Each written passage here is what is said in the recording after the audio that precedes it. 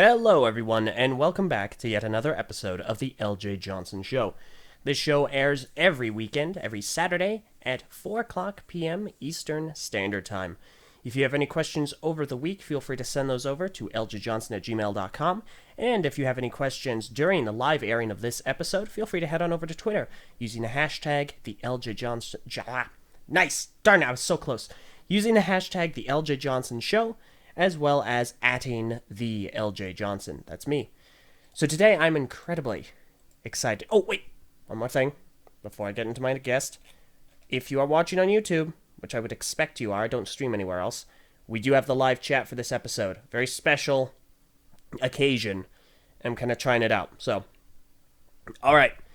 I'm very excited for my next guest. Let me go ahead and introduce him by telling you guys a story. System. Technic. Construction. Duplo. Long ago, the four communities lived together in harmony. Then, everything changed when the Mega Bloks Nation attacked. Only the Hinkle, master of all four building systems, could stop them, but when the community needed him most, he vanished. 100 hours passed, and I asked him if he wanted to be on the show, and although his building skills are great, he has a lot to learn before he's ready to podcast. But I believe Hinkle can talk about fascinating subjects for a full hour. I'm, of course, talking about the wonderfully kind and absolutely fantastic. I can't stop praising him enough. You may know him. You may love him. I'm pretty sure the latter is definitely true if you know him. I'm, of course, talking about Mr. Kevin A. Hinkle. How are you doing today?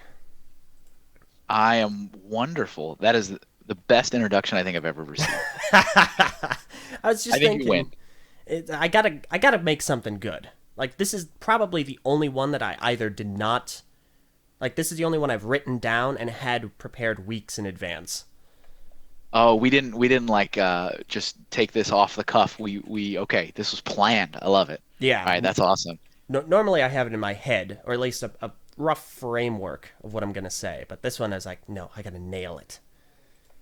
Is it okay that I envisioned benders in my head that were swirling around either Lego bricks or construction elements? Is that all right? Is that Absolutely. acceptable? Absolutely. Yes, Okay. that's All a right. preferred. Okay. And of course I would have the electricity when I I have accepted that's it, the Hinkle hammer, the whole Thor relationship that continues to be alluded to. I'm just going to accept it. So I'm assuming there's electricity that flies. Yeah, that's fair enough. I've seen the Hinkle hammer. There was a picture you had on your Twitter where you were holding it, and there was like this Yeah, animated electricity. Like, yeah. did you make that? No, no. So do you know the story of the Hinkle hammer? I Have was you told it heard the before, but I tale? forgot. Okay, no, that's fine. That's fine. I'm sure there's people that probably also don't know. So the Hinkle hammer is not something that I constructed. That is not of my doing. But a couple years ago, you know, also I should say for the record, it wouldn't make much sense if I didn't say this, but up until just this last December, I did have a running 12-year career at the Lego Group. And so when I had hit my 10-year anniversary with the company a few years ago, I kind of wanted something special, and I was like, the company's going to do something for me. I mean, that's part of the routine, and I know what that's going to be, and it's a nice little brick built gift, but it's cookie cutter. Everyone gets the same thing. Hmm. Like, man, I would love to have something really cool, and I work with these truly, truly amazing people all around me, these incredible fans from just all over the place. I said, you know what, I'm gonna find somebody, and I'm gonna commission something really awesome. To myself, I make me so happy. I had decided to reach out to Simon Liu, Cymox online. That's kind of his username. So he's an incredibly talented fan from Toronto. And I said, man, I will commission you to make me something cool for my 10-year anniversary.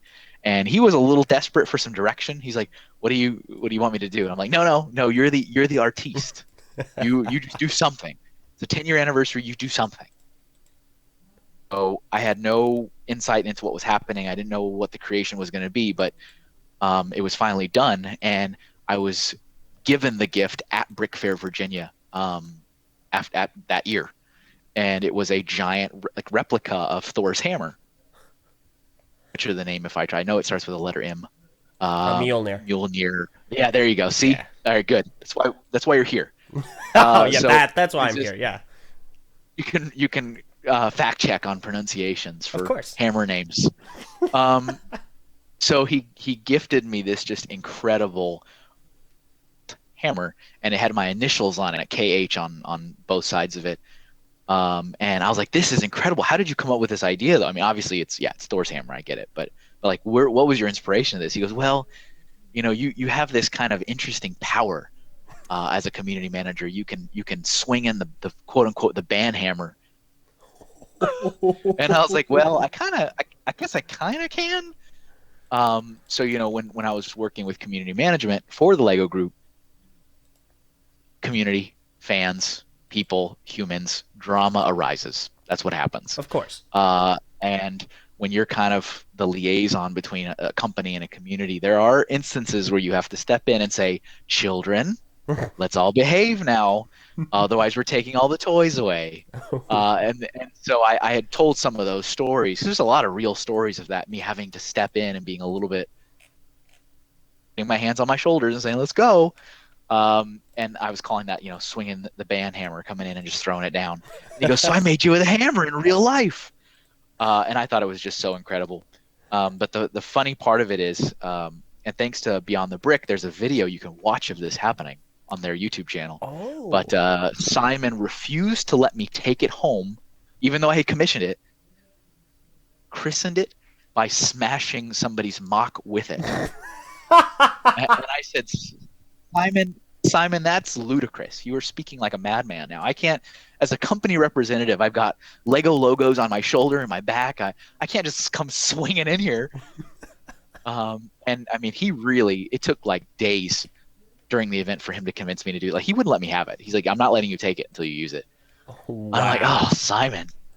On the last day, I think it was Sunday, probably really close to teardown, he instructed me to destroy one of his mocks with the hammer. That's fair. I said, well, it's yours. So it was a really intricately, beautifully built spaceship, and I just annihilated it. So there's a video. You can find it. It's very humorous. They put some nice music to it also. And we tried to kind of play it up a little bit, like the whole, only he who is worthy can wield the hammer. So the video kind of cues up where a couple different fans are trying to lift it and they can't, and I come in and I just pick it up. You're like Vision. Yeah, exactly. And I just annihilated his ship, and it was for it to be as hard as I did it, but I destroyed the entire hammer in the process as well. Oh no! So I'm just holding the handle in the video, and I just give him back the handle. But he's an amazing guy. He rebuilt it. There was carnage, but that's part of the character of the build. Yeah, of course. All these nicks and bruises on it, and I still have it to this day. It is in my basement, but it is the Hinkle hammer. That is incredible. See, having heard that story, what I want to do now, I want to assemble a team, notable folks from different communities, and we all have like an item that can be attributed to us. So you have the hammer, I've got my mask. We got to find other people like that and just start get a picture at Brick Fair. And of course, if we do this, there also needs to be a very well put together montage of somebody, reciting the Nick Fury speech. There was an idea once that a group of incredible people would come together. I mean, I'm down. I'll be there. Make a parody of the Infinity War trailer. I mean, sign me up. Okay, you know what? I'm incredibly tempted to do this. We got to reach out to some people. So if you have some notoriety and an item which you're at least decently well known for owning that you can wear or hold in some way, let me know. Well, of course there will also be one person that will be very reluctant, so we'll have to send in a secret agent to a foreign country to pull them in. That's a good point. That's just, it has to happen. And a team of like SWAT guys all around. I mean, this can go on. I mean, we can Oh yeah. continue to Oh, most certainly. flame this out. All right. Well, that being the case, we have gone all this time without even talking about who you are and what you might be known for. So go ahead and Perfect. introduce yourself. Tell us what you do, what you've done, where you've been, where you're going, all sorts of stuff. Sure, absolutely. Yes. That's the best part of these conversations is it's so organic. It just goes anywhere. Yeah. So if you haven't been able to gather at this point, my name is Kevin, and I do and illustrator and graphic designer at this moment. I have, as I mentioned earlier, enjoyed a 12-year career working at the Lego Group, and that concluded just this last December. So I started in 2005 and then all the way through the end of 2017. During my career in retail, I worked in community management and engagement. Then community meaning working with the adult Lego fan community, because sometimes community you can interpret that in different ways, like with schools and neighborhoods and stuff like that. Mm-hmm. But fans most importantly, and then a little bit of marketing near the end.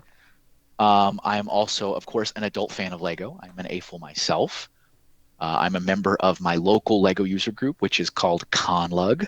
And no, we don't have a bunch of con men or convicts in our club. It's just because we're in the state of Connecticut. But it's ConLug. So I'm here in Connecticut, if that wasn't also apparent. But I'm not from Connecticut originally. I'm originally from Texas. So I've relocated a number of times for my career and also for my education. So I've lived in Texas, I've lived in Colorado, I've lived in Arizona, and I'm currently in Connecticut. And in all those places I've lived, I've also been members of the local clubs in those areas as well. So I believe, unless they've changed things, I'm still a member of TexLug, Cactus Brick in Arizona, and CowLug, the Colorado and Wyoming Lego user group. And I am certain I am an honorary member of dozens of other all over the place. So yeah, that's who I am. Goodness, that's quite the repertoire of notoriety, I would say. Well, thank you. You're welcome. All right, that's fantastic. So I figure when it comes to our discussion starting out, let's go ahead and start at Lego. How did you get to be a part of the Lego group? Because you started in retail. How did that process end up moving you into the company further? Yeah, so it's kind of interesting. You know, the Lego chapters of my life are. Also, if I didn't mention, I live on a racetrack. No, I don't really live on it. That's somebody in the neighborhood that wants to show off. So we'll all be very impressed with him for a minute. Clapping. So yeah, everyone do one giant clap. All right. Very good, very good. So as I mentioned earlier, I'm originally from Texas. I had moved to Colorado for college. So I attended an art school in Colorado, and when I was there, I was already a married man. I already had a beautiful wife and a little kid, little boy, and so there is a need for money, right? You need to have Mhm. money. You need to provide, and so I was like, I need a job. I said, you know who's always hiring? Malls. Malls are always hiring. So I took a little field trip to the local mall, feeling lucky, saying, you know what, I'm going to grab um, and I stumbled across this magical place called a Lego store. So many fans have experienced this in their life where they go, "What is this?" And the Willy Wonka song starts playing, and it's magic, and you're like, I never knew there was a store sold Lego products. And so I was totally just struck. And so I walked in. I'm like, I want to work here, and they weren't hiring, so I left. And so I went down to the rest of the mall, and I ended up grabbing a job at so living the married with children Al Bundy dream. So I grabbed a job at the shoe store, which was fine. I didn't really like it, but it paid the bills. And I ended up working there for a couple of months while I'm going to school, full time student. So um, one day on my lunch break, one of the assistant managers of that shoe store came up to me after he had got off his lunch break and he came back and I was at the register and he goes, Kevin, I telling you this. And I'm like, I don't know what this could be that you're about to say. He goes, there's a now hiring sign in the Lego store. Well, I quit. That's it. No more shoes. We laughed about it and I was kind of serious. But and so on my lunch break, I did walk down, went into the store, did have a now hiring sign on the window, which, as you know, is kind of unheard of these days. Mm-hmm. But back then, 2005, this was a big, and walked in. I had a half sheet application I filled out on paper, not online. Turned that in. I had an on the spot interview when I was there, and later that day, when I was driving home, they offered me a job as a part-time sales associate. So sales associate is kind of your, but very, very important, typical, stock boy, cashier. Mm-hmm. Now that role is called brick specialist. So sales associates technically don't exist anymore, but came in and was a part-time sales associate or in that location in Denver for 4 years, actually. So all through college, I worked in that store. Wow. And I loved it. It was awesome. I mean, I was totally reliving my childhood. I was like, wow, this is crazy. It was also a very different year for Lego. The store was never really busy. It's not like I was overwhelmed with customers and we were so light in traffic that one employee in the morning, one employee that would be in the afternoon and close the store, and we'd have overlap for about 2 hours or so in the middle of the day. That's all you needed. Wow. You didn't need to have a staff of whatever. I mean, if you go check out my my Flickr page, I have really old, like, you have to search, but I have some old photos in there of the whole staff pick of that store. And there's like 6 of us. Now, like, stores have like a staff of 20, 25. The bigger stores have 40, 50, 60. And it was like six of us. We were the entire staff. Wow. While I was going to school, studying animation. So my bachelor's degree is in traditional hand-drawn 2D animation and stop motion. Mm-hmm. And during that time, I was fortunate enough to get promoted. So I came in as a sales associate. I was promoted to a store supervisor, and then I was promoted to an assistant store manager. So then I graduated. And then we all know that moment, right? The moment of truth. You've graduated school. What do you do with the rest of your life? And I really did want to be an artist. I obviously I am an artist today, and I never stopped being an artist. But the opportunities weren't exactly flying at me. I mean, I was applying and trying my best to be a concept artist for Lego Universe once upon a time, which didn't work out, which is okay. We won't talk about that. Mm-hmm. But opportunity to roll on as a store manager, but I'd have to move. And so, I had that decision, that conversation with my wife. I said, hey, look, they're promote me to a store manager, but we have to move to Arizona. We weren't exactly thinking of moving. I mean, we actually really enjoyed Colorado. And so I said, the money's coming in, the paychecks are stable, the art stuff will be there. Maybe I just take it and we'll see how that goes. So I did. I took it. We moved. But of course, the art stuff definitely took a backseat. Mm-hmm. So I did what I could in that store. I was there for a year. It was very different. I was coming in from a store manager that had been relieved. So I stepped in, and, those situations are fun. So you kind of have to do a little bit of crisis management and change management and change mm-hmm. things up. But we did a lot of awesome stuff there. It was a great store, great staff. And then another opportunity came up for me to go back to my hometown, back to Austin, Texas. They said, we're going to open up a brand new store. It's never been there. So the Arizona store was existing, as well as the Colorado. They were just there. I just happened to take the roles. Yeah. But the Austin store was literally an empty shell with a yellow barricade around it. And I said, wow, okay, that's kind of interesting. I mean, obviously it's my hometown. That's awesome. I go back home. I can stop doing this 18 to 20 hour road trip every holiday to go back home.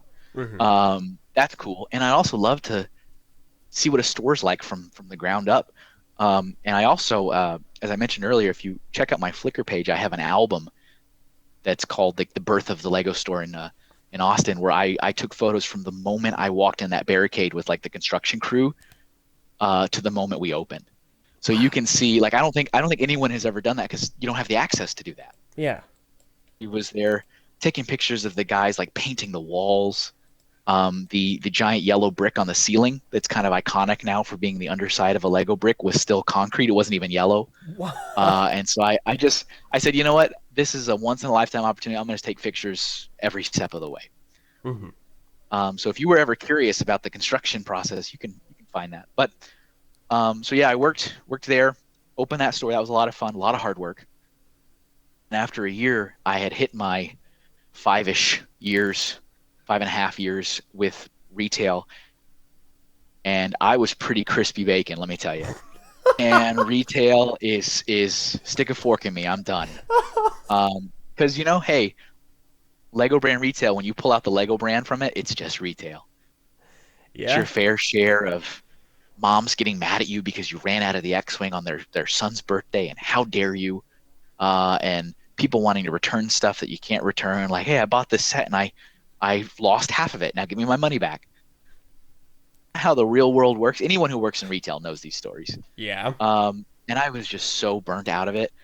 And so I decided to hop up on Lego.com.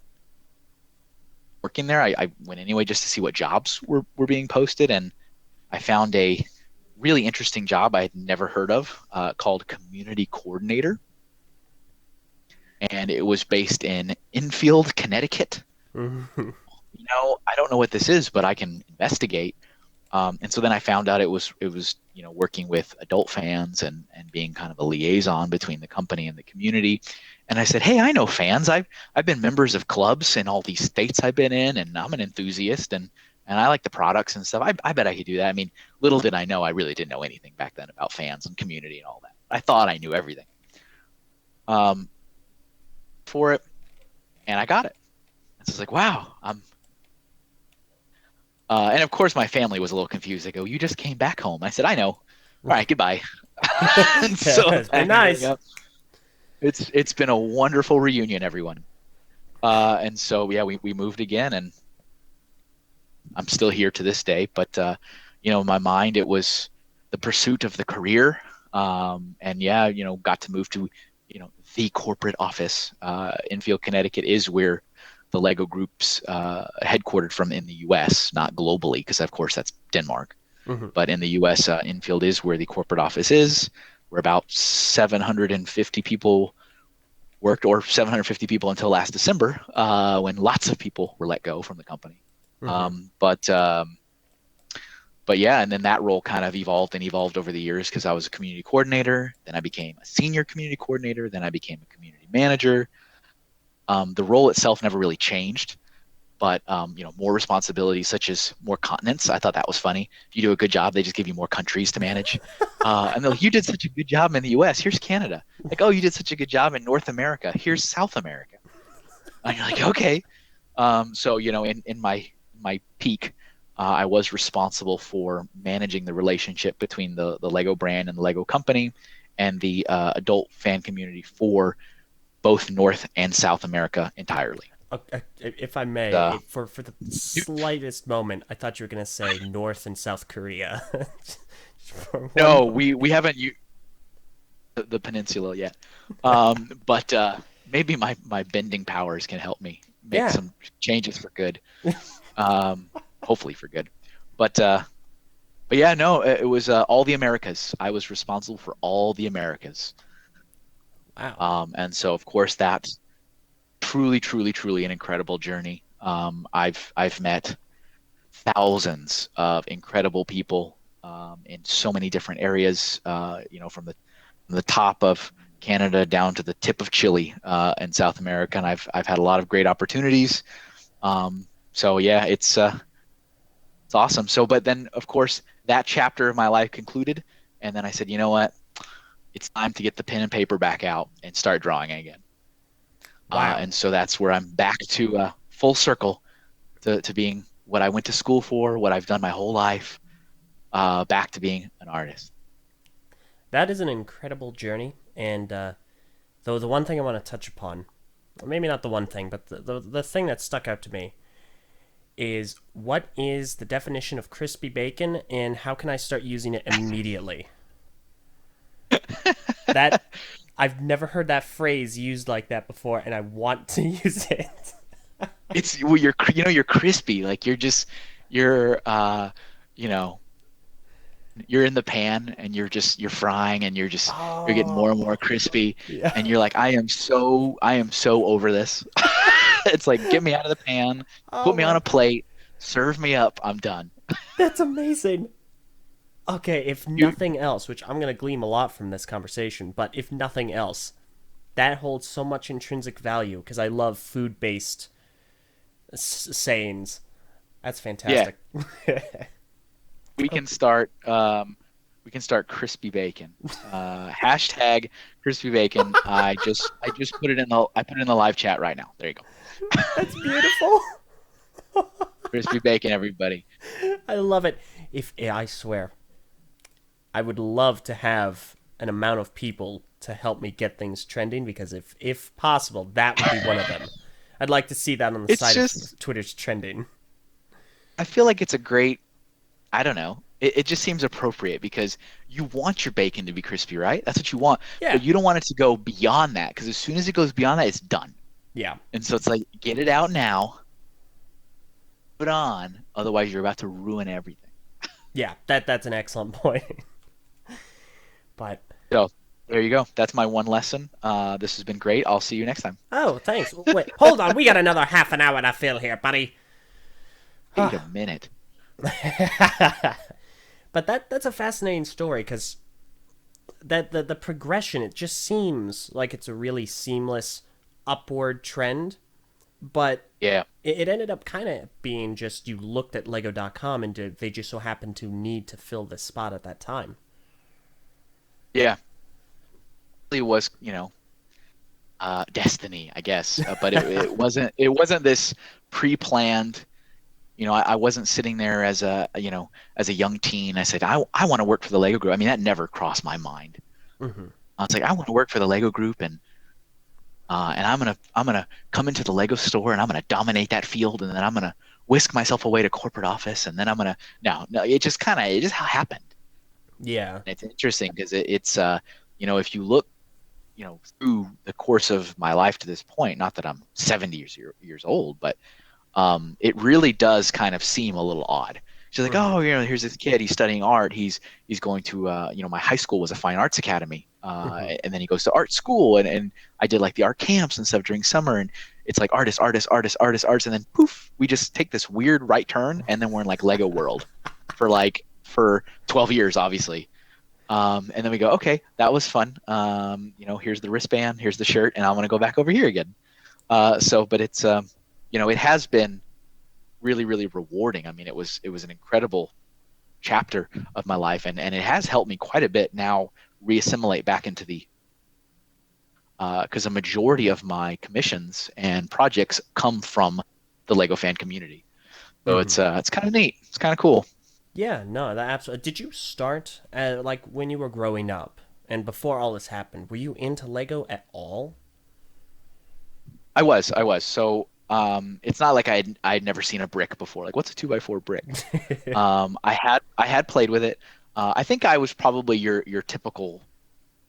I had the one giant Sterilite bin, Hmm. and I put all my sets in there, and I did keep all the instructions. I kept all the base plates, um, and I don't really think I did a lot of original building. I think I was one of those kids that followed the instructions and built it, took it apart, and then rinse and repeat over and over again. Hmm. But I did enjoy it. I do remember having pretty vivid memories of one of my elementary school friends who I always was like, man, he's got all the Lego sets and I don't have any of them because he was an only child owned by his Ah. parents, and we were close friends. I mean, good friend, but I was not. I definitely, I mean, I'm one of five children, Hmm. and so I didn't get everything I asked for, but he always got everything he asked for, and he was a huge Lego nut, so he always get like I go to his party and they'd be like, look. Here's the 20 Lego sets we got you for your birthday. And I'm like, I got the small little pirate boat that was $10. Just remember being so jealous as a little kid. But I did play with it. I had a bin. I enjoyed it. I had a lot of city stuff. like old city or world city or whatever it was called back then. And not a heck of a lot of space stuff, but I do have fond memories of the insectoids. I remember having some insectoid sets. They were the ones that had the little noisemakers that would make weird space bug sounds, I guess, and lights. And then I obviously Western. Anyone who follows me anywhere knows that I am a huge Western nut.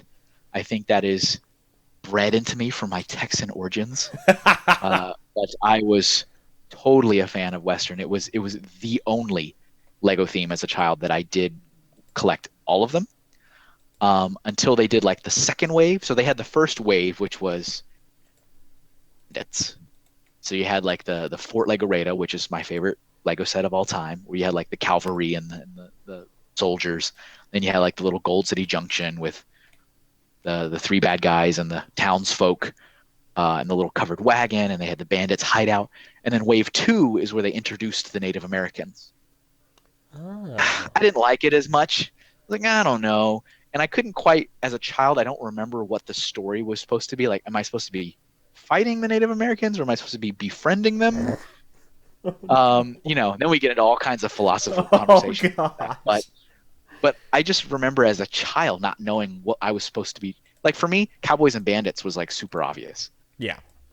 Boys and Native Americans, I didn't know what to make of it. There's a lot of that's a gray area right there. And of course, they were also minifigures with noses, which was weird. Oh. So if you go back and you find photos of those old Native American minifigs, you will see their noses, which are odd. So Gosh. I stopped. That wave I dropped off. Wave one, I got all of them. So yeah, I had fond memories of playing with Lego as a kid. Did stop. I mean, I put it away and I actually handed over my bin and all my instructions to my two younger siblings that were kind of, well, I guess after my sister, but the next batch of kids. We're like in groups of two. I handed it down to them. You guys can have it. Take good care of it.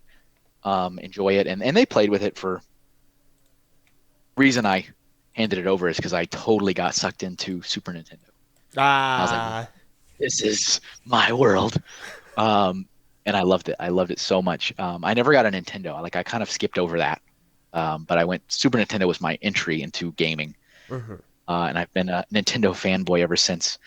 But yeah, handed it over to them. And actually, 2 or 3 years into my Lego career, I took a road trip down home for the holidays. And I said, hey, that bin that I gave you from being a kid, and they did, surprisingly enough. No one had played with it in forever. Mm-hmm. It out, and they gave it back, so I took it back. So I took back my childhood bin. And I was very mad because they lost every single instruction booklet. And I'm like, yeah, I can't trust you. This is what siblings do, right? Like, I can't trust you guys with anything.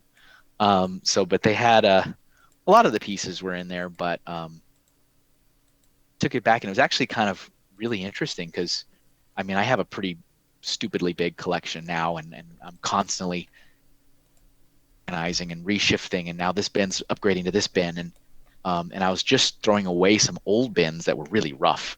Mm-hmm. And I said, I'm done with these, and I pulled one out, and I go, oh my goodness, this is the one. This was the one that started it. Just because I remembered there was like writing on it with crayons and stuff like that. And I had stuff like that on. I go, this is my childhood bin. So I gave it up and I reclaimed it, and now here I am. All the pieces have been totally assimilated into the collection, and now it's a fraction of what I have. I started it, and here I am tossing it away. And I had a moment. Yeah. Yeah, I feel like a lot of people they end up that's part of the story, part of the, like, if being a Lego fan is a story, that is definitely one of the key moments. It's part of the first or second act. Yeah, for sure. Okay, that's fascinating. Let me see. Goodness. Just checking things right now real quick in case we have any questions in the chat. For anyone listening, this is actually the point where I would say make sure if you do have any questions, head on over to Twitter at the Eljay Johnsen, hashtag the Eljay Johnsen Show. and we will go ahead and get to any of your questions toward the end of it. Additionally, when we do get to questions, I will go ahead and open things up and ask everyone in the live chat, and we'll do that as well. But if you want it certifiably saved and you know that I will ask it and see it, head on over to Twitter. Okay, so that's the Lego chapter of your life, and I'm sure we'll get back to that in just a moment, but I want to talk about what you're doing now, because you said you've gotten back into art, you're an illustrator, and you actually have a separate Twitter account. What was the name of that? The Art of Kevin Hinkle? Yeah. Well, actually, I have access to a lot of Twitter accounts, which is but so that's another long story. But there's mine.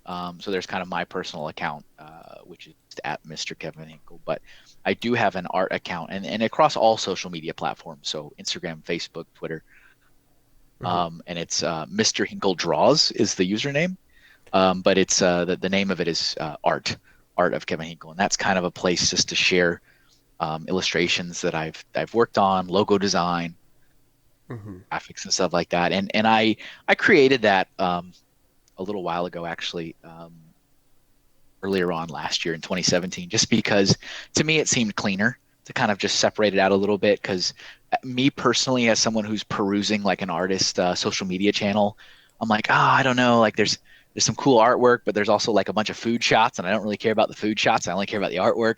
I don't know, maybe I overthink it, but I'm like, I don't like that. So I kind of wanted to just have a clean little separation, so that if you just want to like the art and follow the art, then you have a place you can do that. So I do have a separate, and I also a website, kevinahinkle.com, which is kind of my, official studio website. To take on commissions and all that. It's a little rough. It needs to get some love and attention, but it's there. It's real. It exists. And then I also have another account for a comic series that I started. So I started a web comic series called Bricks in the Middle, and it was kind of another example, I guess, of destiny, because after you spend as long as I have working directly with Lego fans of all kinds of walks of life, you can't help but just start thinking of these amazing stories. You're like, man, people need to know some of these stories. There's some nuttiness that happens out here, in a good way, in the most lovingly way I can say it. And so I said I should draw comics about these guys. And I used to do that. I did that in high school. I remember drawing comics about fellow high school students that I thought were kind of wacky. And I would put it in the school newspaper, but I wouldn't tell them that it was based on them. So I have this comic series called Bricks in the Middle, which is Lego comics, or comics for Lego fans, made by Lego fans. And so that's also a separate account that I have, which is at BITM Comics, so Bricks in the Middle Comics. But those are kind of fun too. So I have those, and I have other, like I run the ConLug Twitter account too. So I've got way too many Twitter accounts linked to my phone. Gosh dang. Okay. And I'm happy to say I think I've only one time incorrectly posted the wrong thing to the wrong. Okay. I think that's only happened once. Well, you know what the big thing nowadays is, where people will have access to these official accounts, like politicians, for instance, and they'll like something, like maybe they like the opposition's tweet or something. It's like, that was not supposed to happen. So long as you don't do that, that's okay. It's funny you say that, because I just noticed the other day that the official Lego Group Twitter account liked something weird. Yes, that is actually a question that we have for later. I was gonna bring that image up. So I was just sitting in my living room, perusing Twitter, and it does say like Lego liked, and it pops up and it shows you that for some reason, and I'm like, why is this a ferret eating a lemon? And I thought it was a joke. I'm like, this is not real. And I examined it from every different possible avenue. I went to the account and switched to see if it was real. Like, looked at the history of likes, and I was like, oh, there's the ferret and the lemon. Went back to my account. I refreshed it. I waited 10 minutes. I'm like, it's still there. And I said, you know what? The world needs to see this. And so that's when I took the screenshot, and I said, look. It's so bizarre. I have no context as to why the Lego Group official Twitter account would like a random post of a ferret eating a lemon. I don't get it, and I guess that's now's as good a time as any. I'll just go ahead and ask this. This is from Tooth Dominoes on Twitter, and he Yeah. asked, "What do you think the ferret did with the lemon after that photo was taken?" He probably ate it all and No. had a nice little rest. Or maybe started to eat it and realized it was too sour. And I mean, I don't think that or maybe is it turned around and it started playing with Lego bricks and made it relevant. Maybe that's what happened. That's why Lego likes it, of course. It's the Lego set building ferret that they love so dearly. It's the foresight. The social media team is so incredibly on point that they have the foresight that they know that this creature is going to eventually play with plastic bricks. It's just such a weird image. I don't understand why they would It's like that. so good. It's so bizarre. I had a mission to share that with the world. That's incredible. Simply incredible. I will I'm kind of also. hoping I can find another one. Oh, like another weird tweet that they've liked. Yeah, yeah, yeah. Now I'm hypersensitive, so I'll be paying attention. I'll show you something after this. I think I have one, but I'm gonna Oh, good. I'm gonna take this moment to point out a tweet by Corvin, and I'll go ahead and post this also in the live chat because I think it saves that. And so there you guys go. I wanted to mention this fantastic contribution, and I love it. Hashtag Ben, crispy you're bacon. you're good people. You're good people, Corbin. Remember, when it has achieved crispiness, take it out because you'll ruin it. Don't ruin it. Don't ruin it. But Yeah. on the subject of Bricks in the Middle, I follow that comic, and it's really funny, especially given the Thank you. Thank you. Lego fan. And for those who may be unaware of it, go ahead and what's the plot? What's the story? Who's the main character? What's it about? Yeah. So is really just trying to bring some kind of light, I guess, if you want to say that, attention community. So kind of, what's a Lego fan? Like, what's an adult fan of Lego? What's this adult that has this quote unquote unhealthy obsession with plastic bricks? Which is a quote from one of the comics. Um, and like I mentioned before, I mean, I've had the opportunity to meet so many incredible people, and also some crazy people, and I'm like, I mean, I would be lying if I didn't say how many times over the years I would look around thinking I'm on the Truman Show. Like, surely this isn't real.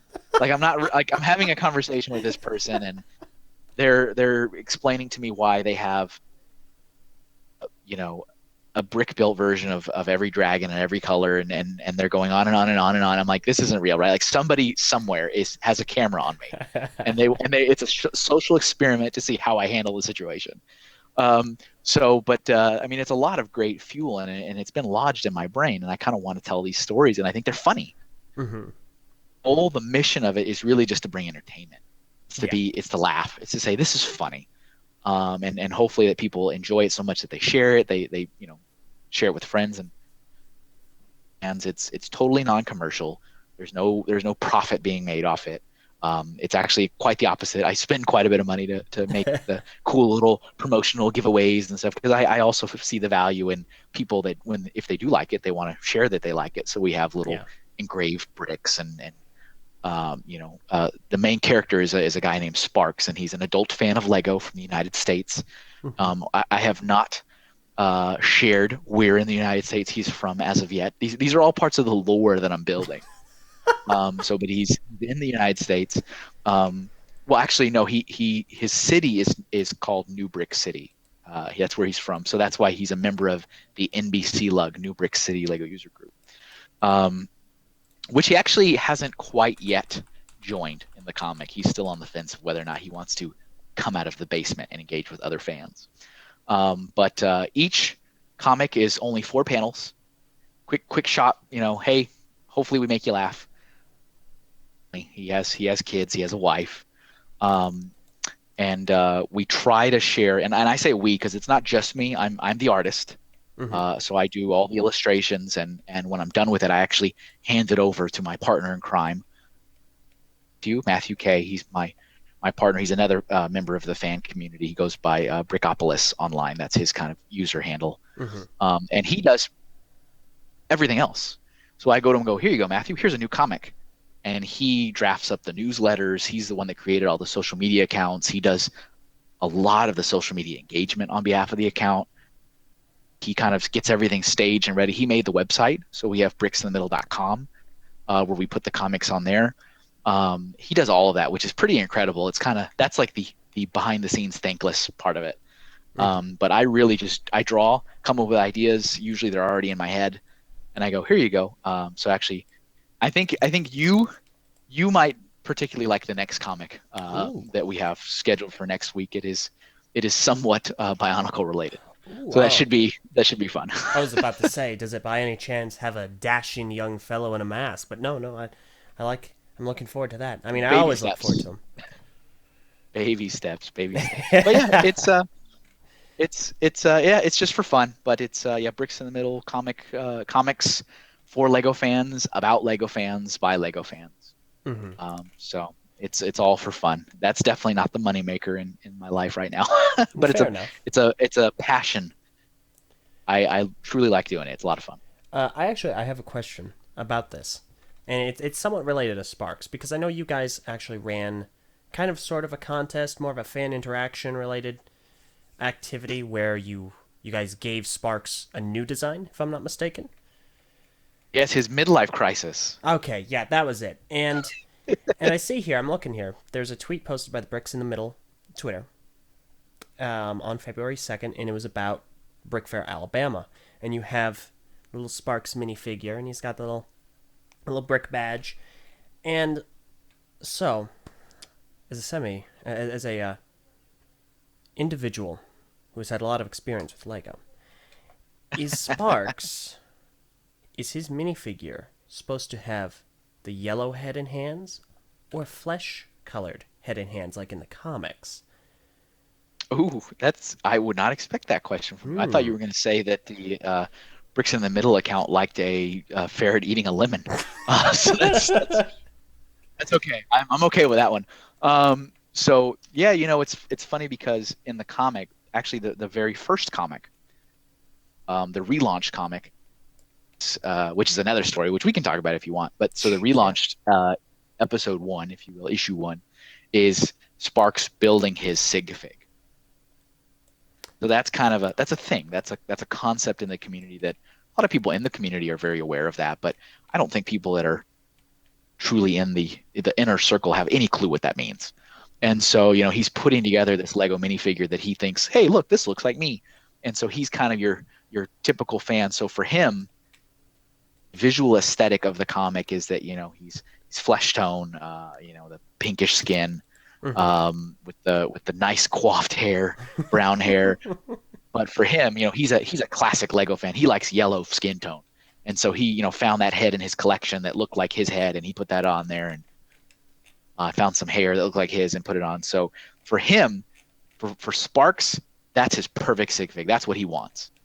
Okay. It's actually the figure that we have kind of produced as like a little kind of cool giveaway.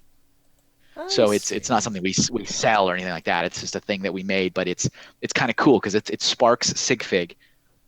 And we do give those out if we happen to be at a fan event. So like at Brick Fair Alabama, the post you were talking about, Matthew and I were both at the event, and we we like engagement. We like to engage people. So it's like, hey, if you happen to be at that event and you can find us, tell us if you like the comics and if you have a favorite one, and we'll give you a free, we call it swag pack, your little swag packs, because it's all about the swag. Let me tell you, it's definitely all about that.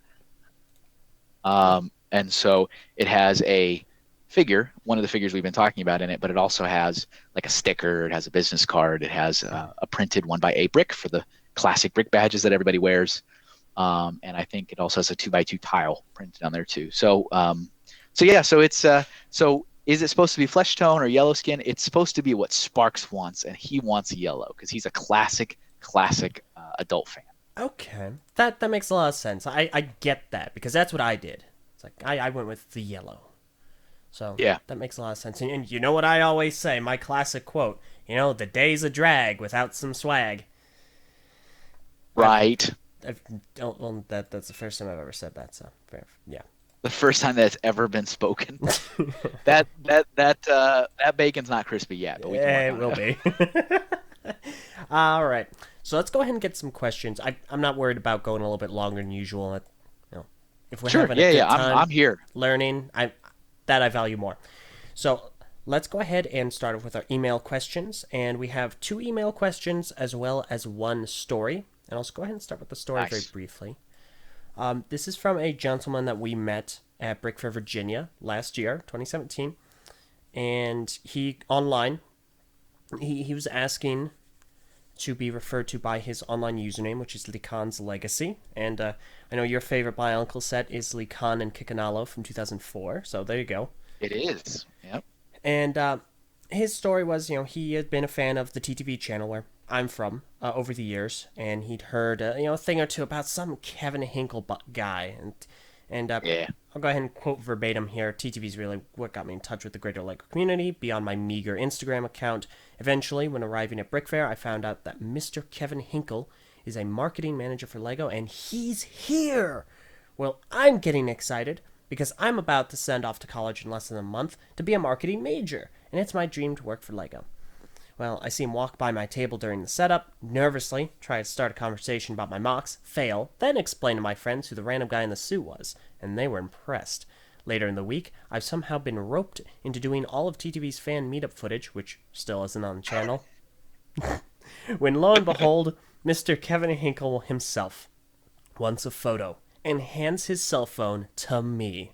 I take some pictures, they end up on Instagram and Twitter, I die a little inside. From here, we fast forward a few months. I'm into my intro into marketing class and loving every second of it. And eventually, during a lecture on using inroads with businesses to get new clients, I realized something. I had 2 chances, 2 inroads, to talk to LEGO's marketing manager of North America about my future career. I held his personal cell phone and didn't take advantage of the situation. Ah. Could have thrown the digits in there right then and there. Yeah, I know, Um, right? It's like, who's this? I've been expecting your yeah. call. No, I remember. And thank you for holding my phone and taking that awesome picture. It was really, really nice of you. I wish you would have, asked me some questions. And hey, if you happen to go to Brick Fair this year, I mean, I may not currently be, working at the Lego Group, but I would certainly not mind answering any questions that you happen to have if you'll be there. But yeah, don't feel nervous. I'm a human like everybody else. I won't have a suit on this time, but I will be there Fair enough. for being interested. And I'm sorry that the moment came and went, but there may be another moment. I think that's a pretty good deal. He also says your phone is really heavy. Well, yeah, it was. Because I have, the outer box, because I try to take good care of my, it was a company phone, and of course, if the company gives you a free cell phone, I'm like, oh, I think I should probably owe it to them to take care of it. Yeah, absolutely. So I have the like $70 outer box and the tempered glass on it, which is kind of overkill. It makes the phone like a lot heavier and a lot bigger, but I didn't have to have a repaired phone every couple months like some of my colleagues used to. And now with my own phone, I also have another outer box and again, so I'm not getting that phone insurance. All right, I don't need it. Yeah, I think that's a very fair way of going about it. Like my younger brother, he works for a company which sells phones, and to test him out, he's like, "Yeah, this phone, this'll last you," and he like chucks it across the store. And for some reason, he's like, "Huh, my phone isn't working very well right now. I wonder why that could be." I wonder why. I worked with this guy at a store in Colorado, and there was this moment where all these new safety protocols kind of flooded across everything. Mhm. And one of the things was they were no longer happy with the box cutters that we were using in the stores to open cases of new product. So they sent us these safety razors, and they looked a little goofy. They had like these really thick rubber ends on them so that you wouldn't hurt anything, and they were kind of like a letter T, like a, I don't know how to explain. It was goofy. It was very goofy. Hmm. And one of the guys I was working with goes, "This is so stupid. I bet you I can't even cut my hand with this." Oh And no. he just like slices right across his palm with the safety ray. And then of course he immediately starts bleeding. I'm like, why did you do that? Like I'm just sitting, I watched the whole thing unfold before my eyes. What part of that did you think was a good idea? And he's like, well, it does cut skin. Really? Yeah. You should Needless have to handed him like a say, gold coin put in the palm of his hands, like, now we can complete the spell. I'm gonna give him a gold noodle star. But or good noodle gold star. But he did get his. I think he had to get stitches or something on it. But I was like, wow, I know okay, it all serves right, him right.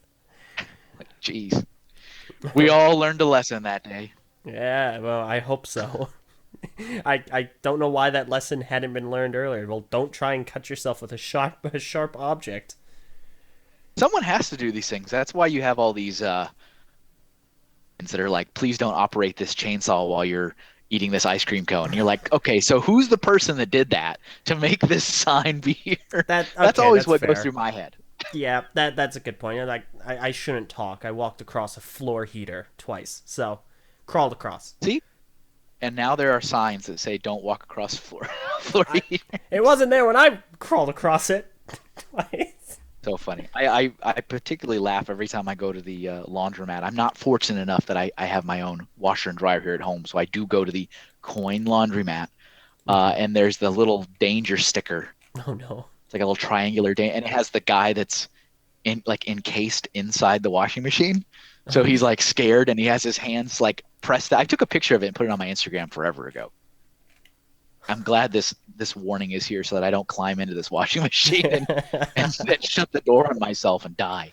well, I mean, Uh, don't you want to go for a ride? right. But I think who did this to make this sign be on here? Someone did it. Yeah, that you just reminded me. It's like I was in the grocery store the other day, and they have in this like little cart, and it said "No children in cart." Well, that wording isn't specific enough. I'm an adult. It's not saying I can't be in there. I'm sitting in it and there's no signage that says I can't do it. An employee comes up, "You can't do that, sir." I'm not a child. I have ID to prove it. But oh my gosh. Give me my beer. Like, here you go, sir. Thank you. For the register. All right. Next question is from Jay Mills, and they ask, "Could we get Kevin? This is probably a hard question. Could we get Kevin to share the story of a favorite fair or fan event moment?" Ooh, okay. Yeah, I can do that. I can do that. So a a European counterpart when I was in the community manager role, a really awesome guy. His name's Kim Thompson. Still works at Lego today. He does work with the online fan sites, Hmm. and he had never been to the United States before. Uh oh. So this, anyway, he's a grown man, and it just hadn't happened. Hmm. He'd never been to the United States, never been to a fan event in the United States. So we were able to accomplish some goals. So he set up a business case for the company to be able to fund his travel to Brickworld Chicago. Hmm. So he came over. He was in the U.S. for 2 weeks. So we did a bunch of stuff. I took him to New York. That was awesome. Especially for someone who's never been, it's like this amazing experience to kind of live vicariously through them to see like these skyscrapers and stuff. It's awesome. So I also took him to Six Flags New England, and he was like, what's going on? Why are there giant Looney Tunes walking around? And I was like, why is there not giant Looney Tune characters walking around? But we went to Brickworld Chicago, really nervous, and this is a guy who also professionally works with fans for a living. That's what he does. Hmm. He represents the Lego group to the fan community, but he was specifically at that time responsible for Europe. So he was coming over for the first time to meet the American fans. And I mean, I was trying to just loving it. I was like, oh, this is going to be great. They're going to be so mean to you. And I mean, I was like, I was trying to haze them and, rough them up and get them all nervous. And so he was a little scared because he also was responsible in a lot of ways for the infamous Lego Lug Bulk program. Ooh. And the lug bulk program, for people that don't know, is a program that is still operated to this day, in which Lego user groups can order Lego elements in bulk for a discount once per year directly from the company. It's an amazing program. I think any fan would love to participate in such a program, but there's a lot of kinks. There's a lot of kinks. We're gonna go with kinks. There's a lot of kinks to that program. Fair enough. And there's a lot of like timeline tends to be forever because it's every Lego user group in the world. So there's like 300 groups that are placing an order, and the orders are massive. I mean, we're talking pallets of bricks, and it's just it's a love hate. It has a love hate relationship, and it happens to be one of those fiercely discussed topics in the community. Always want to talk about lug bulk. So we're going into this presentation at Brickworld Chicago. We had set it up in the agenda to say, hey, let's do a presentation about who we are, what we do at Lego. We can let the audience ask us questions. And Brickworld Chicago has a really nice venue. So they have these private rooms upstairs, the the second floor up from the expo hall, Mm-hmm. and workshops. And so we were up there in this little room. We had about 30, maybe 35 fans in the room. And Kim is again nervous. He's so nervous. He's like, they're gonna like, I don't know what's gonna happen. And so I said, don't worry, man, it's fine. And they also didn't even really know who he is. I mean, they only knew me. Kevin's our, he's our U.S. liaison. We know him. Yeah. And so they're like, well, I said, Kim, I'm gonna introduce you first. Like, I'll go on first. And we had slides and stuff. I said, I'll introduce who you are so they know who you are, so they have some context. And he goes, okay. What he didn't know, a couple weeks ago, I had purchased these like ridiculously large party buttons that you wear on your shirt. And I printed out two different ones, one for him and one for myself. So he goes up on stage, or I go up on stage, and I'm like, hey, we're here from the Lego Group. We'd like to talk to you guys about who we are, what we do. If you have any questions, we'd be happy to answer them. That's why we're here. And for those of you who don't know me, my name is Kevin, and I'm responsible for community management, yada, yada. I said, and this is my colleague, Kim. And I brought him up, and I said, and if you have any, if you're a little confused at what he does or what you can answer, I made this button for you guys to help. And his face, he got like so white, and he like looked at me, and I pulled out this giant party button, and it says, ask me about the Lego Lug Bulk program. And I on his shirt, and he had the best face. I mean, it's like, you're in public, you're on stage, people are taking pictures of you, you're representing the company, you can't really do much about it. So he's just staring at the ground. And I go, don't worry, Kim, I made one for myself too. Oh no. So I pull out the second giant button, and it says, please ask Kim about the Lego Lego program. And I put that on my shirt. So actually, if you go back and look through photos, I do have an album from that event on Flickr. You can find pictures of both of us on stage, and we're wearing the buttons. Oh my gosh, that's amazing. And when it was all done and everybody left, he shook my hand and he goes, "Well played." I was like, to America. But what was slightly awkward is I didn't realize that the event we actually had two seminars. So because that event is so big, Brickworld Chicago sees anywhere from 800 to 1,000 registered attendees. They had scheduled us to do a repeat for people that couldn't make it due to other scheduling conflicts because there's other seminars and stuff happening. And I had totally forgotten about it. So we went on to do it the second time, and I said, Kim, can you please just pretend I didn't do this joke earlier so I can do it the second time? And he goes, fine. So I did the whole thing again a second time to a new audience, and I said, this doesn't seem as fun to me as it did the first time, but I'm still going to do it. Wow. So we did it 2 times through. Oh my gosh, that's incredible. So that's one of my favorite moments. Oh wow, see those are the kind of pranks that are nice. They're harmless. They don't make a mess of things. They don't destroy anything. They don't hurt anyone. Like, that's nice. He got hurt. Well, oh wow. Close enough. Well, not physically. Yeah, true. Traumatized for a number of years. That's amazing. Okay. The next question we have is from EXX Trooper. I think you actually may have met him last year. I believe so. He is a host on TTV. And his question is, having a completely sorted and organized collection makes it a lot easier to find the pieces you need in a short amount of time. Though some might argue searching through a bin of parts is a good way to get yourself brainstorming new ideas, as you are being exposed to a bunch of random pieces, which might get your brain working on completely new ideas you otherwise wouldn't have. Do you think this classic mentality when it comes to building is completely lost when using an organized collection? P.S. For the record, I'm in favor of a completely sorted collection under any circumstance. Very nice. Yeah, and I've been following his pictures he's posted too on his sorting He's journey. so good at mocking Yeah, and everything. It's just amazing. absolutely. Yeah, but he has a very, very, very valid point. There's kind of the two, definitely the two different camps, and the way I see it is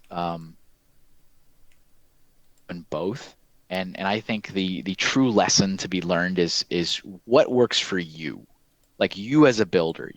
Like for me, tremendous amount of ideas that I've never acted upon. And so the ideas are kind of there, and I don't necessarily need to kind of rummage through a bin and go, oh, look at this part. I could do X with this Hmm. part, which I think is what happens when you are digging around through a bin. I love that. Hmm. And that does happen. I mean, there has been times where maybe I'm at an event and I'm just sifting through a table of parts that a vendor is selling. And I'm like, wow, that could be used for this, or that could be used for that. But a lot of what I personally want to build, I already have in my mind what I want to do. And so I'm just kind of looking for those parts to make that happen. But there's also a lot of abstract builders that do want to find that part in the bin, and then they kind of base their whole build around that. And I don't think either way is wrong. I think it's whatever works for you is what you should do. So for me, the only reason it's even the way it is because I was putting together a build a couple of years ago, and I needed a 1x1 orange plate with a clip on it. Oh. My collection was not sorted in the least. This was a number of years ago, and it was also a collection that had been amassed over about 20 years. And so, I mean, I was looking at 30 plus giant Sterilite bins of parts. And I spent, I think, 3, maybe 2 entire days looking for one piece. Oh And goodness. I said, this is so stupid. I can't even articulate how disheartened I was and how mad I was. I said, this is not what I wanted to do. I wanted to sit here and build and have fun, and I didn't want to spend for something. Hmm. And so that was kind of my moment where I said, I'm going to get this sorted and we're going to take care of this. And I mean, we've been working on it, my son and I, ever since. I mean, it's been years that we've been working on this. But if that's not a problem, like if you have a smaller collection or what have you, then it's what works for you. So I went to a seminar at an event once in Texas, an event called Brick Fiesta, Mm-hmm. and there was a fan giving a seminar on sorting. And I definitely recommend if anybody who's listening, if you guys get a chance to go to any Lego fan event, I mean, first of all, I recommend doing that. So if you're near, Brick World in Chicago or Brick Fair in DC or Bricks Cascade, Brick Fete, Bricks by the Bay, Brick Fiesta, I mean, any of these, go to them. It's totally worth it. Usually at those events, there is a seminar about sorting. Hmm. Almost always a guarantee. And I find them really fascinating to go to because it's always interesting to see how other fans sort their collection, how they build, how they organize, what they do. And so, doing a presentation in Brick Fiesta in Houston was talking about his system, and he had said that I didn't like the name. I thought the name was a little. He had what he called a tickler bin. So tickle, right? That's why it's weird. But he Yeah. had what he called a tickler bin. So he had his whole collection totally sorted, but he had a bin of just random stuff. And he said that every now and then, if he was kind of with, builder's block or writer's block, he would just sift through it. And sometimes he'd get ideas from the parts he would find in it. Huh. An interesting concept. I mean, I don't know what the criteria was for what he put in the bin versus what he sorted. Um, but something that I like to do, because I'm like X, I'm in the club of I want it all to be nicely sorted now. I had my moment. I realized I needed to make the pilgrimage and do this, so I did it. Hmm. But I love to build Lego sets. I'm not kind of in that camp where I only see a parts pack. Like I see that, I go, well, I just want it for these pieces, and I get home, open the box, rip open all the pre-packs, all the parts go into a bin, and I just fling the box across the room and never build it. I don't do that. That's unheard of. Um, I will always build a Lego set because I want to see what are the building techniques that the designer has put in it. What are the new elements? What are the new colors? What are the new minifigs? I don't keep them together. I don't display Lego sets because for me, I feel like that's building a puzzle, and I've now spray painted it with the glue and framed it and put it on the wall. So I really appreciate it. I have a lot of respect for the design process and all that. But once I'm done and I've enjoyed the experience of building it, work the parts off. Um, so sometimes the same day, maybe if it's a smaller set, I'll build it, snap a picture, take it apart, put it away. Because I do like to take a picture. It's kind of like it's evidence that I built it. Yeah. But in that process of me building it, I feel like I'm getting kind of that of, oh, this part could be used for that or that part, like when I'm building the set. Hmm. So I'm like, oh, okay, I'll remember that for next time. And I do have like a little sketch pad that I'll write down ideas for things I want to build, and maybe hopefully I get to them. I mean, there's so many things I've written in there that I've just never even start. But Yeah. so I kind of I scratch that itch of kind of just rummaging when I'm building the sets. Interesting. That is a fascinating perspective. But I mean, like I said, valid point. I mean, if you don't need to, if you as a builder really kind of get your source of inspiration just rummaging through that bin, all power to you. Hmm. More builds for the internet to enjoy, and it makes you, it allows you to enjoy your hobby. There's no reason to change that or stop it. Yeah. Um, but yeah, everyone's different stuff. But yeah, no, there is something still to that kind of magic of just sifting through stuff and you find that Hmm. part. Yeah. No, that's absolutely valid, and I think there is a special quality to seeing a piece in a bin you're rummaging through, and then going, I don't need that right now, then needing it later, and then going, well, great, this is just fantastic. So you Yeah. can't find it. Yeah, there's some good internet, demotivational posters of random hand sifting through bin. It's like, where's that piece? I just saw it 10 minutes ago. Um, we've all been there, right? That might should be a future comic. I think I'm gonna. Ooh. But yeah, we've all been there. That's Yeah. part of the process. Yeah. No, definitely. Okay, we're gonna go ahead and turn to YouTube since for probably this second time in this show's short history, I have the chat open. It's a live chat, so feel free to ask any questions there. We're gonna go ahead and turn to this. First one is from Mid Blue, and this question is for both of us. Do you wish there were more TFOLs, teen fans of Lego, in the Lego community, and how do you guys think this would affect the community? Yeah, I think that's a really good question. I would love it if more teenagers stuck with the hobby. I think it's probably a tall order to expect teenagers to enter into this hobby kind of, but I mean, most kids are that like Lego or playing with Lego and they get to a certain age and then they fall off. Mm-hmm. They turn 12, 13, whatever, either they start playing games or maybe they hang on a little bit later and then they go to college or something in life kind of makes it fall. I would love it if more teenagers stuck through it. Mm-hmm. Um, Not to say that there's no such thing as a teenager that now has just picked up a Lego set for the first time in their life. That's cool too. But I would love it if there would be more teens that would stick through it. I mean, I think it's hard because yes, there's the whole social pressure thing. Mm-hmm. Maybe it's cool, maybe it's not, maybe it's trendy, maybe it's nerdy. Everyone's different. Everyone perceives things differently, and I can understand that.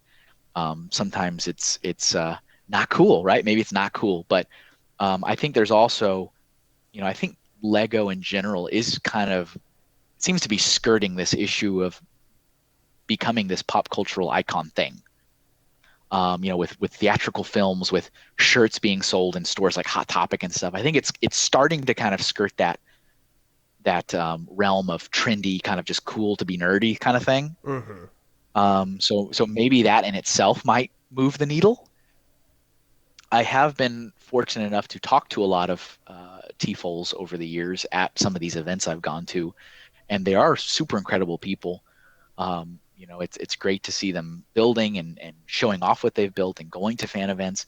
I don't see a heck of a lot of teenage fans interact with the adult fans, and I don't see a lot of the adult fans interact with the teenage fans. And I think that's probably not unexpected. Yeah, I can You see it. get your clicks. Don't know, how to change that. I mean, I do. I find it awesome when adult fans are floored by a teenage fan's build. I think that's awesome. Like when they see it and they go, "Wait, you're telling me that that kid's like 12 that did this?" I'm like, "Yeah, that means you need to step up your game, my friend." Ooh. I love that. I love those moments. Are just great. And one of the things that I used to say when I was still working at Lego, and I think it's true no matter what, is today's TFOL is tomorrow's AFOL. And so, I think the adult fan community would do itself a service to just remember that, you know, the teenage fans that are fans are fans. They're in the same hobby as you. You shouldn't deter them. Yes, teenagers are teenagers. I get it. I have a teenage son myself. You know what? Just try to go that little bit extra step to be inclusive, bring them in because they're going to be your fellow AFOLs soon enough. Hmm. There have been not many, but a few times I've spoken to some TFOLs out and about, and they've said, yeah, I tried to go to the club, but they didn't really talk to me. I didn't really feel like I was included, so I stopped going. And I hate to hear stories like that. I'm like, oh, that's too bad. And so a lot of them will turn to online communities, which is okay too. I mean, it's okay to be in a forum or Yeah. um, but to answer the question, I would love it if more teens stuck with the hobby. I'd love it if the adult fan community could maybe go a couple extra steps just to be a little bit more inclusive of teenage fans. I love it when conventions will hold like TFO panels. I think that's awesome. Hmm. I've seen it a few times, not many. X by the Bay in San Francisco. I think they're well known for always holding a TFO panel every year at their event. Bulls will get together and they talk about being teenage fans and what do they think about the hobby. And the adult fans are allowed to sit in the audience and like listen in, which I did. And I thought that was awesome. I'm like, that's cool that the owners allowed that to kind of be organized and stuff like that. So, Yeah, I think I pretty much agree with all of that, especially given that last part, the inclusivity. I was having a conversation with a gentleman who looked very very much down on younger fans, younger mockists specifically, yeah, because they just didn't have the skill or the talent or the know-how to make mocks of a higher caliber, and that just seemed really counterproductive. That seemed counterproductive, and that seemed really yeah, there was a type of elitism that just seemed so yeah. kind of like a toxic force that would drive people away. And the less we see of that, I think, is definitely a really good thing. Yeah. Like what's the good that comes from that? I can't see any. Yeah, exactly. You're right on the money. Yeah, well, so are you. No. Then we're rich. Yes, finally, we can now buy Get it. two Lego sets. Only, and they'll both be Falcons. They'll they'll just buy Yes. those two, and that'll be it. All right, two more questions. They're kind of the same question from two people. The first one who asked was Cool Car 161. The second person that asked was Nick Voss, and they asked, "Who is this guy?" And a fair portion of us were really confused. Suddenly Oranges, he thought that this is the CEO of Lego, which I have to agree. I've said I was fairly certain this guy owns Ninjago, so I think we're both right. Yeah, yeah, yeah. You're all right. Everyone's correct. Excellent. Perfect. There you go. That answers his question. He is the CEO of Lego that owns Ninjago. Yes. Rebellious. But the question for Cool Car though is does he own a cool car? That's my question. I would hope so. And if you don't, do you at least have a cool Hot Wheel? Okay, yeah, yeah, that's fine. Yeah. Rebellious Robot asks, is there a necessary sign up for lug bulk? Like, if you're an AFOL, what do you need to do to get involved in that? Yeah, yeah. So the kind of the I would say the biggest entry um you have to be a member of a Lego user group.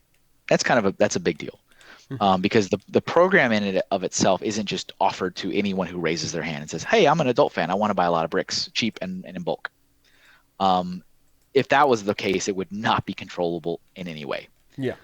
So the program is only available to Lego user groups, and then even in that realm, has to be a recognized Lego user group. It means Lego group has granted that club recognition. It's met certain criteria. There's a lot. I think last time I counted, there was like 80 of them across the United States, about 15 of them across Canada, 15 or so across Latin America. I think all, I think there's like 300 plus all around the world. The way you find out about them is through the Lego Ambassador Network site. There's like a map that you can kind of see, and there might be none.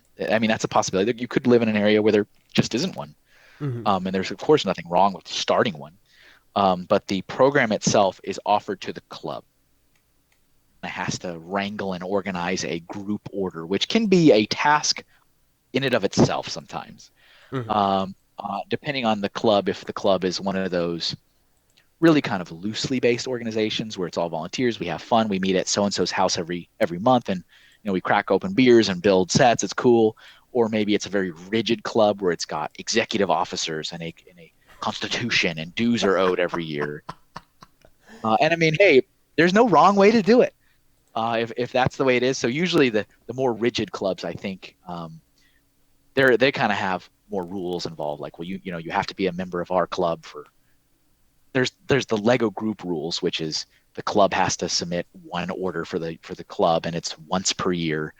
And there's some minimum buy and all that kind of stuff. But then the clubs, I mean, if they want, they can have a whole nother layer of rules if they want to. Like that's just from a club to a individual level. And so, as I was saying, some of these more rigid, we allow it to all of our members, but members have to be in the club for more than a year. You have to attend X number of shows per year. You need to be in good standing with dues or whatever. So the best answer is you got to be a member of a recognized Lego user group or have a start one and be a part of a recognized Lego user group. The criteria for what makes it recognized is available on the Lego Ambassador Network site, which is lego.com/LAN, Lego Ambassador Network.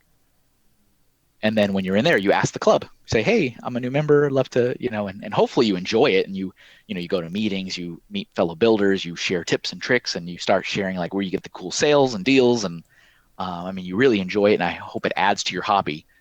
But then you just ask the club and the club's leadership, "Hey, what's this thing I hear about?" Because it's not a secret program, Hmm. but then they can club level of how do they participate and what that looks like. Okay. Excellent. Hopefully, Robot, that answers your question sufficiently.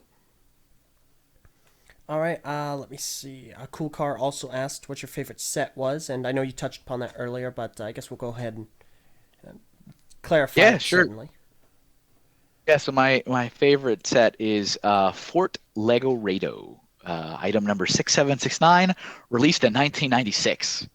And the only reason I have all that information on top of mind, just built a mock of a micro scale version of the Fort Lego Rado for brick sets competition they're running on their website right now for the 60th anniversary of the patent. So I had to do my little research and find what's the product number and what year did it come out. So it's super top of mind. But Western, huge fan, and so that set in particular is my all-time favorite. Perfect. Yeah, I'm looking at it now, and it's I mean the mock alongside the image of the set, of course, and both are Yeah, really good. And that kind of leads into the next question. Brick Vibe, and you actually on their show yesterday, I a day or was. so ago, actually. Brick vibe. It's been a long time. Hope everything's well. Yeah. So shout out to you guys. They ask, what is your favorite mock you've ever built? Ooh, okay. I would. I'd probably say I did a mock the original Super Mario on the NES, the original 8-bit Mario, kind of walking across some of the ground with a Goomba and like a bush. And I've shared some of these images on my accounts of this kind of technique that I've done that I'm sure I haven't invented, but Hmm. where I build just kind of like a mosaic, like, base plate down, and you put the bricks or the plates on, and you're looking at the studs. But then I kind of lift that image off the base plate, and then I bring it standing upright, kind of do some plate locking, so that I can, and then of course build it a base so that it doesn't flop over. But I did that for the original Mario. So I took kind of those basic blocks that he runs across on the first level of the very first game, Hmm. 5 of them. So it's a sizable little build, and I put a little Mario there, a little Goomba, a little bush. I have not taken really good high res pictures of the whole build. I have taken pictures of Mario himself on it, which are online. And I did build. I was on the Beyond the Brick Creations for Charity live stream, I think 2 years ago. Um, the solid 24 hours of streaming. I was sitting on the camera just working on the base of it for, oh my goodness, I don't know, 13 hours.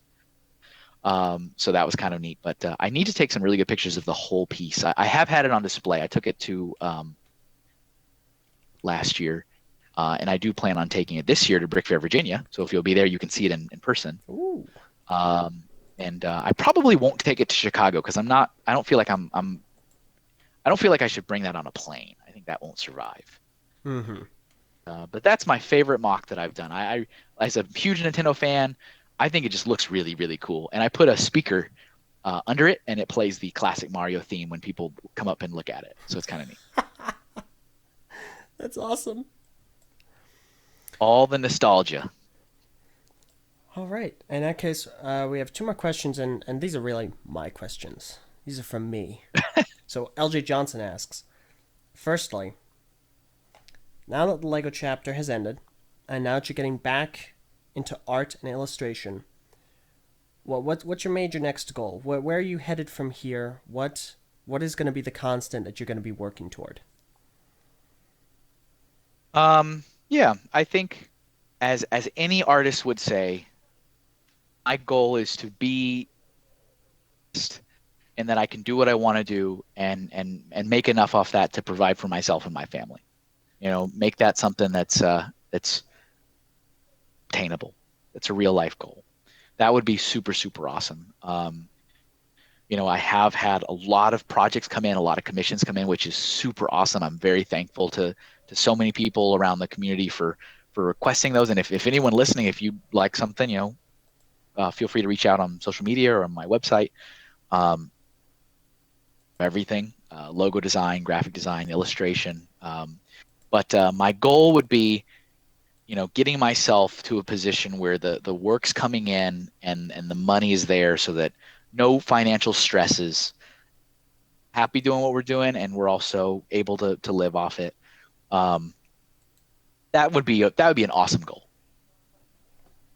Okay, fair enough. I think that's pretty reasonable. I don't want to be a starving artist. Let's say that. Fair enough. That's the quick answer. Come on, dude. Hey, listen, Kevin. I want to talk to you about making some art for me, and in return, I'll give you some exposure. I'll put your name up there. Yeah, see, at this point, the whole it's a good portfolio piece is no longer relevant. It's like, no. Come on, man. Exposure is like the most important type of currency, don't you know? Well, help with exposure right now. I think I'm like, well, if I draw it, it may help you get exposed. Yeah, So right. we'll flip this one around. My next question, and the last question, and the most important question. So, when you were working for Lego, anytime you met people, or most of the times, and I know you did this over at Brick Fair, Virginia 2016, you would give people a little minifigure of yourself, kind of with your name and Lego contact details. And obviously, I never got one. But if anyone listening looks at the thumbnail of this video, you'll know that he has a new sig fig. And so my question is, how do we get a hold of that one? You know, a lot of people have asked me that recently. Um, I'm actually surprised. I'll admit I'm surprised that people have an interest in that. So my old business card, which is a lot of people at Lego would get. It's just, minifigure business card where you have no say in how it's produced. You just get the parts arrive at your desk and you assemble them, and that's your business card. It has your phone number on the back and your email address on the back, and it's usually some super generic head that was taken out of probably a city set. Hmm. And actually gotten my head, my minifigure head, custom printed with approval, because I was like, I can't, this is not acceptable to me. So, and I was very pleased with how my head came out after that. I thought it looked like me. That's the whole point. It should look like me. Of course. And I was very happy with that. And then, of course, the chapter of my life ended. I'm no longer representing the company. I'm not a company employee, so there's no point in me handing these out. Hmm. I mean, I still have a number of them. They may or may not be online. But I don't have a purpose for them. So, but I needed a new sig fig because I was noticing that a couple things were popping up where little things online, social things, like, well, I need a sig fig, and I don't feel comfortable using my old one. There's this giant logo on it. I don't represent the company. That's misrepresentation. And so I said, you know what? I'm going to take President Business's body and just pop my head on it. I think as a lot of people, I really, really loved the Lego movie. I thought it was amazing. Yes. So good. And I also related so much to President Business. I'm like, man, I'm yelling at my kids saying, you can't play with this stuff. Everything you see before you is your father's. And so I was like, man, and of course my wife said that was me. My mother said that was me. I'm like, well, Ooh. I guess it might as well be me. And so, hey, he was a good guy at the end. But I thought that was an appropriate little thing. So I just took the head and hair off my Lego one and popped it on the new body, and that became my new sig fig. And I've used it on and off over the last couple of years in things that I really did not want to be like associated with being an employee. Hmm. So like I had put together one of the Brick Fair event kits back when Brick Fair actually hasn't had an event kit in a couple of years, but they used to have one every year, and they had one that was super awesome. That was very, very Legend of Zelda inspired. And I was like, oh, this is awesome. And I wanted to share it online. I was like, well, I don't want to put my Lego business card on there. So I put my other one in. A lot more attention these days, because now that's as opposed to before when it was kind of my substitute sig fig when I'm off duty. Now it's who I am all the time. Hmm. Um, Really, a lot of them. I have like two that I've built that I use for like photographs and stuff. But I think there may be some appetite for me to get more of those, I'm thinking. I think so. It's a hot commodity, and I like collecting people's sig figs. Like I designed all the sig figs for TTV.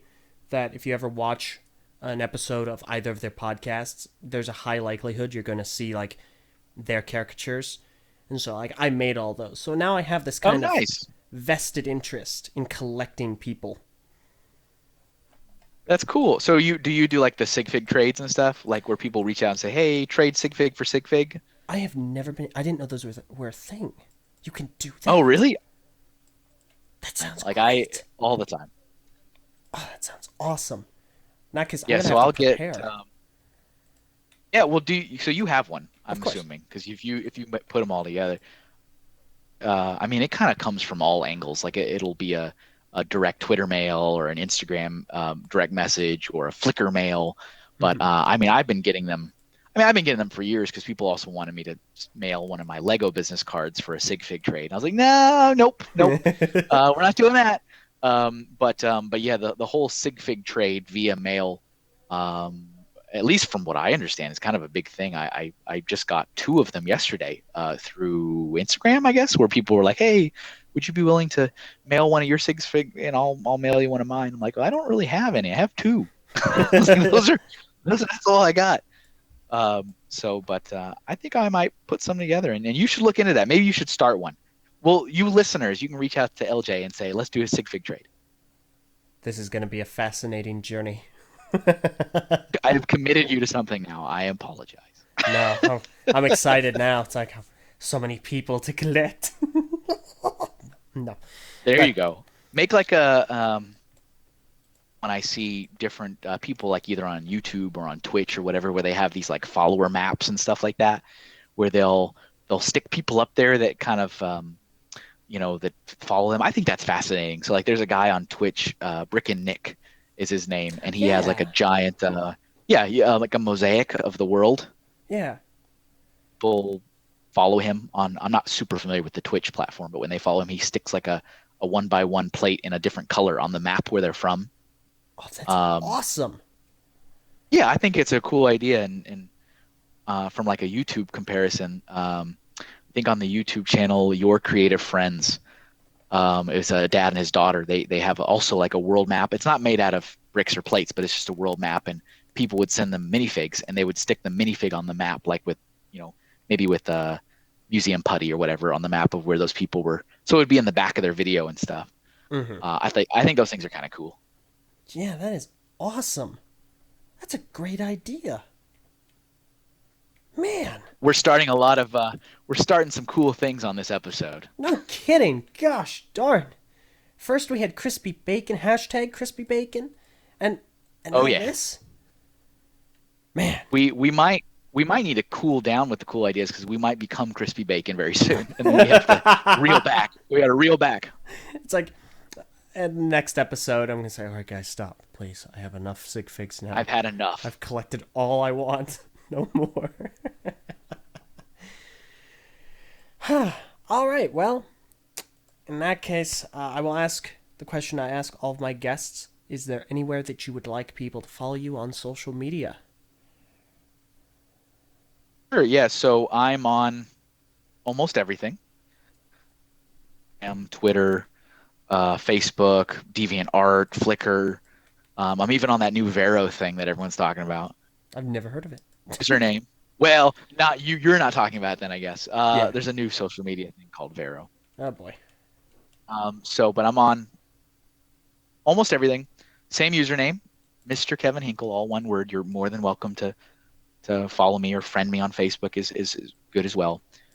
And then my website, kevinahinkle.com. And also, if you have any interest in the comic that I talked about earlier, that's Bricks in the Middle. So bricksinthemiddle.com. And then Bricks in the Middle also has accounts across all of social media with BITM Comics. So you're more than welcome. We'd love to have people enjoying the comic and sharing that too. So. All right. Fantastic. I'm going to link as many of those as possible in the description. So if anyone listening feels so inclined, go ahead and check those out. And a good time is guaranteed. That's a compliment. Thank you. Of course. It's the truth.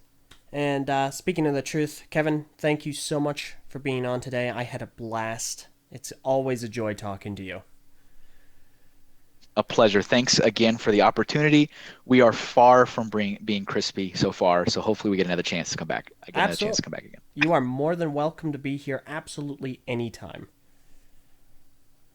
And then we need to make sure when we're together at Brick Fair, Virginia, because I have committed myself that I have never had pineapple pizza in my life, but I will try it for the first time in your company.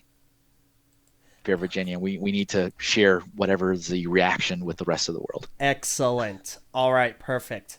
So yeah, no, for anyone unaware, Brick Fair, Virginia, Chantilly, Virginia, August of this year, we're going to introduce Kevin to the glorious flavor extravaganza that is pineapple pizza. Hold on now. I haven't agreed to that yet. I mean, I agree to eat it, but I'm not agreeing that it's glorious. Fair enough. And also, I, of course, by that time, will have... Really, I'll have finished Breath of the Wild for the Switch, and I will jump headlong during that event into Mario Odyssey. So you can introduce me to this new world. All right, I'm glad that we have this documented so that I can replay this back in reality show style. You go, I never promised that, and then I can say, hold on, I have it teed up. And just hit the play button on there. I'm not gonna go back on my word. I'm serious. I'm gonna commit to the Breath of the Wild grind, and awesome. Then we're gonna get in the Odyssey. I love it. Excellent. Beer. All right. Well, in that case, we're gonna go ahead and wrap up. Thank you all so very much for listening. If it were live, I really appreciate it. And even if it wasn't, if it's the recorded version that will hopefully be out later tonight, I still appreciate it regardless. And feel free to let me know what you think in the comments below. If you have any questions, feel free to email me at ljjohnson@gmail.com. And if you want updates on the show and guest announcements every Tuesday, make sure to head on over to Twitter at the Eljay Johnsen. And it's a good time had by all. Just remember, it's an E, not an O. So, once again, Kevin, a pleasure. Thank you very much for being on. Thank you. We'll see you all next week. Have a great day, everyone. Goodbye.